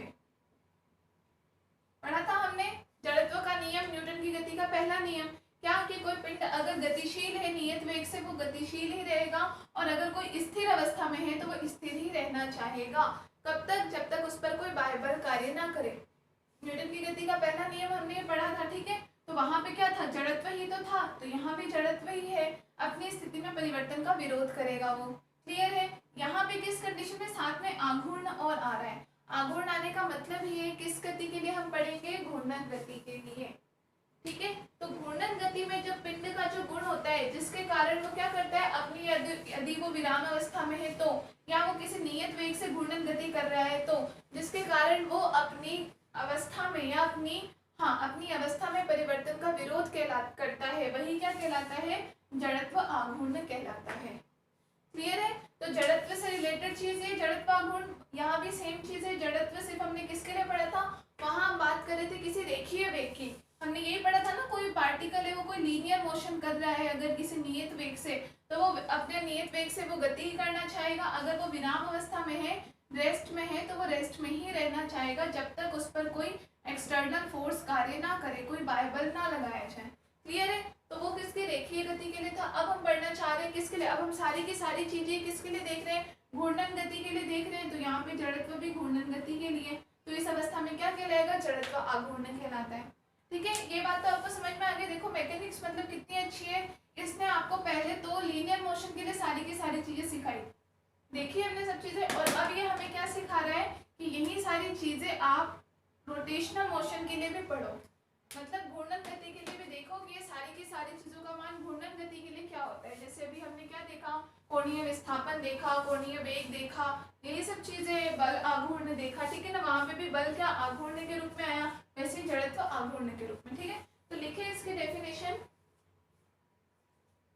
घूर्णन गति में पिंड का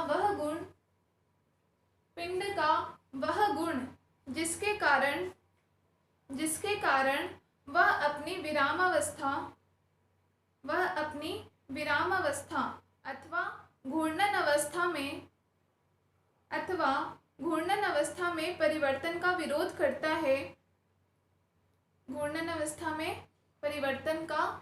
करता है,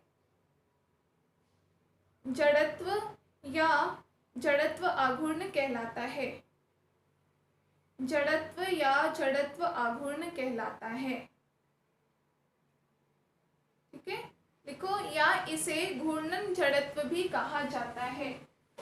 घूर्णन जड़त्व, तीन नाम हमने दिए, या तो इसको जड़त्व नॉर्मल, या हम क्या कहेंगे एक्चुअल में इसका नाम होता है जड़त्व आघूर्ण, ठीक है। और या हम इसे क्या कह सकते हैं? घूर्णन जड़त्व। घूर्णन जड़त्व से क्लियर है आपको कि क्या नाम मतलब है इसका, कि घूर्णन गति के लिए जड़त्व का मान क्या होता है? जड़त्व आघूर्ण, ठीक है। या इसे घूर्णन जड़त्व भी कहा जाता है। लिख लिया? Full stop. नेक्स्ट लाइन से लिखो। नेक्स्ट लाइन से लिखेंगे, ये कॉमा लगा करके लिखना, ठीक है। कॉमा लगा के लिखो। मेन डेफिनेशन क्या है? पिंड के किसी कण का घूर्णन अक्ष के सापेक्ष जड़त्व आघूर्ण उस कण के द्रव्यमान तथा कण की घूर्णन अक्ष से लंबवत दूरी के वर्ग के बराबर होता है। लंबवत दूरी के वर्ग के बराबर होता है। एक बार फिर से रिपीट कर रही हूँ। पिंड के किसी कण का घूर्णन अक्ष के सापेक्ष जड़त्व आघूर्ण उस कण के द्रव्यमान तथा कण की घूर्णन अक्ष से लंबवत दूरी के वर्ग के बराबर होता है।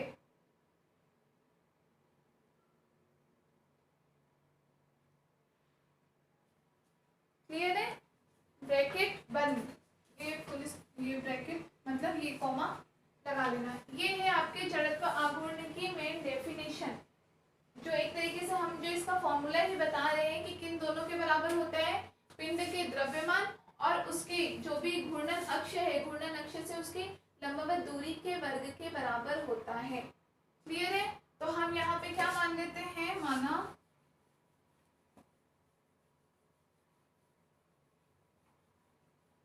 क्या डेफिनेशन, माना m द्रव्यमान का पिंड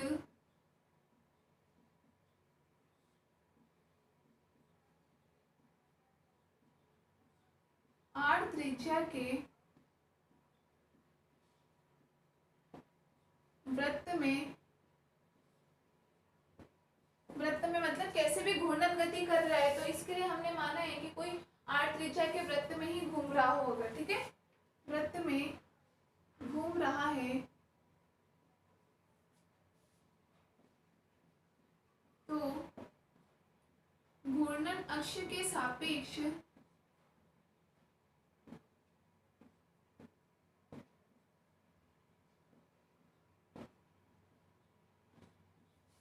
उसका या किसका, पिंड का जड़त्व आघूर्ण बराबर क्या हो जाएगा, जड़त्व आघूर्ण को प्रदर्शित करते हैं हम I से, मोमेंट ऑफ इनर्शिया, इसलिए हम इसे प्रदर्शित करते हैं I से। तो I बराबर हमने क्या कहा, द्रव्यमान इनटू में उसके घूर्णन अक्ष से लंबवत दूरी के वर्ग के बराबर, मतलब द्रव्यमान m और घूर्णन अक्ष से लंबवत दूरी इसकी त्रिज्या हो जाएगी, भाई r त्रिज्या का है तो ये इसके घूर्णन अक्ष से लंबवत दूरी क्या हो जाएगी, r। ठीक है, तो m इंटू आर स्क्वायर, ये होता है आपका जड़त्व आघूर्ण। लिख लो।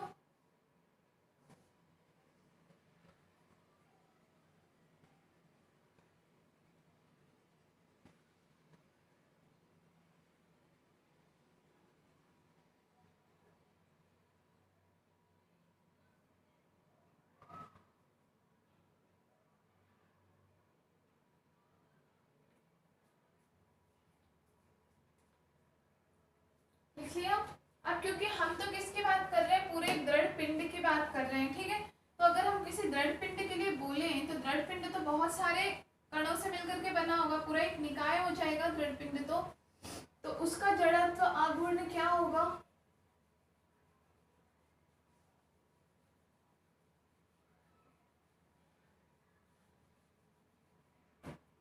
हम लिखेंगे, परंतु दृढ़ पिंड अनेक कणों से मिलकर बना होता है।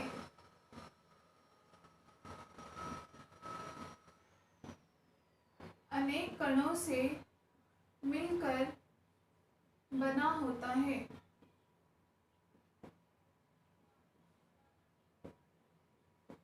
जिनके द्रव्यमान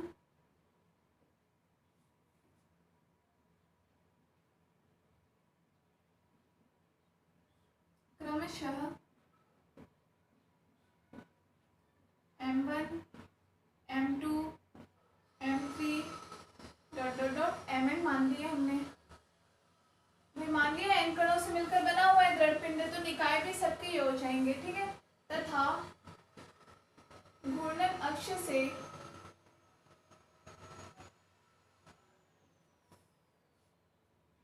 लंबवत दूरियां, इन सब की अलग अलग दूरी हो जाएगी, तो घूर्णन अक्ष से लंबवत दूरियां क्रमशः r1 r2 r3 rn है।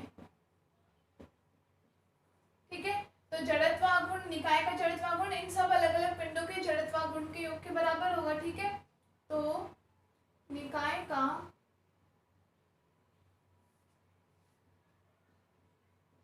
जड़त्व आघूर्ण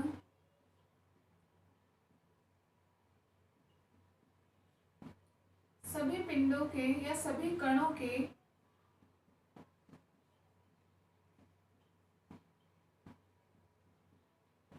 जड़त्व आघूर्णों के योग के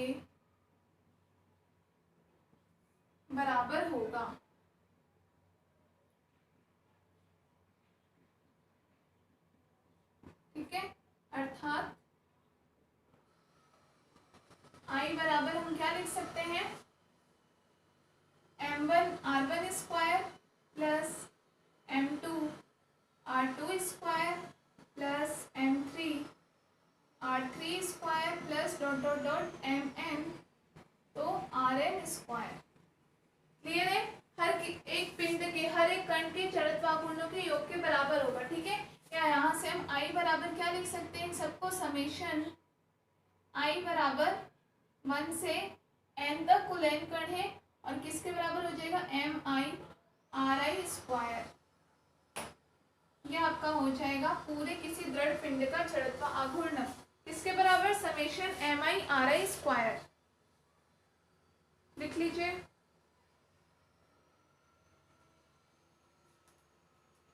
समेशन mi ri स्क्वायर।